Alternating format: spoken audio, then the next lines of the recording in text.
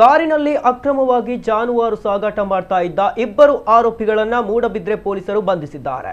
ಹಂಡೇಲಿನ ಮೊಹಮ್ಮದ್ ಆರಿಫ್ ಮತ್ತು ಗಂಟಲಕಟ್ಟೆಯ ಇಮ್ರಾನ್ ಅಲಿಯಾಸ್ ಇಬ್ರಾಹಿಂ ಬಂಧಿತ ಆರೋಪಿಗಳು ಪಿಎಸ್ಐ ಕೃಷ್ಣಪ್ಪ ಮತ್ತು ಸಿಬ್ಬಂದಿ ಗಸ್ತು ಕರ್ತವ್ಯದಲ್ಲಿದ್ದಾಗ ಬೆಳುವಾಯಿ ಕಡೆಯಿಂದ ಮಾರ್ನಾಡು ಅಳಿಯೂರು ಕಡೆಗೆ ಕಾರಿನಲ್ಲಿ ಅಕ್ರಮವಾಗಿ ಜಾನುವಾರು ಸಾಗಾಟ ಮಾಡುತ್ತಿರುವ ಬಗ್ಗೆ ಖಚಿತ ಮಾಹಿತಿ ಲಭಿಸಿತ್ತು.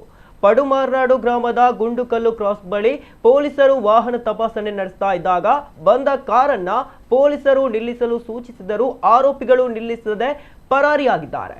ಬಳಿಕ ಅದನ್ನು ಬೆನ್ನಟ್ಟಿ ಹಿಡಿದಿದ್ದಾರೆ.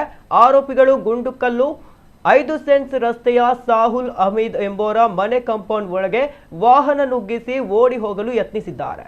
ಈ ವೇಳೆ ಪೊಲೀಸರು ಬೆನ್ನಟ್ಟಿ ಇಬ್ಬರನ್ನ ವಶಕ್ಕೆ ಪಡೆದಿದ್ದಾರೆ. ಕಾರನ್ನ ತಪಾಸಣೆ ನಡೆಸಿದಾಗ ಅದರಲ್ಲಿ ಕರುವೊಂದನ್ನ ಹಿಂಸಾತ್ಮಕವಾಗಿ ಹಗ್ಗದಿಂದ ಕಟ್ಟಿ ಸಾಗಿಸ್ತಾ ಇರುವುದು ಪತ್ತೆಯಾಗಿದೆ. ಆರೋಪಿಗಳ ವಿರುದ್ಧ ಈಗಾಗಲೇ ಬಜಪೆ, ಬಣಕಲ್ ಹಾಗೂ ಮೂಡಬಿದ್ರೆ ಠಾಣೆಗಳಲ್ಲಿ ಜಾನುವಾರು ಹತ್ಯೆ ತಡೆ ಕಾಯ್ದೆ ಸೇರಿದಂತೆ 4 ಪ್ರಕರಣಗಳು ದಾಖಲಾಗಿವೆ. ಮತ್ತೊಬ್ಬ ಆರೋಪಿ ಇಮ್ರಾನ್ ವಿರುದ್ಧ ಮೂಡಬಿದ್ರೆ ಹಾಗೂ ಕಾರ್ಕಳ ನಗರ ಠಾಣೆಗಳಲ್ಲಿ ಎನ್ಡಿಪಿಎಸ್, ಕೆಪಿ ಆಕ್ಟ್ ಹಾಗೂ ಜಾನುವಾರು ಕಳ್ಳತನಕ್ಕೆ ಸಂಬಂಧಿಸಿದಂತೆ 5ಕ್ಕೂ ಹೆಚ್ಚು ಪ್ರಕರಣಗಳು ಬಾಕಿ ಇವೆ.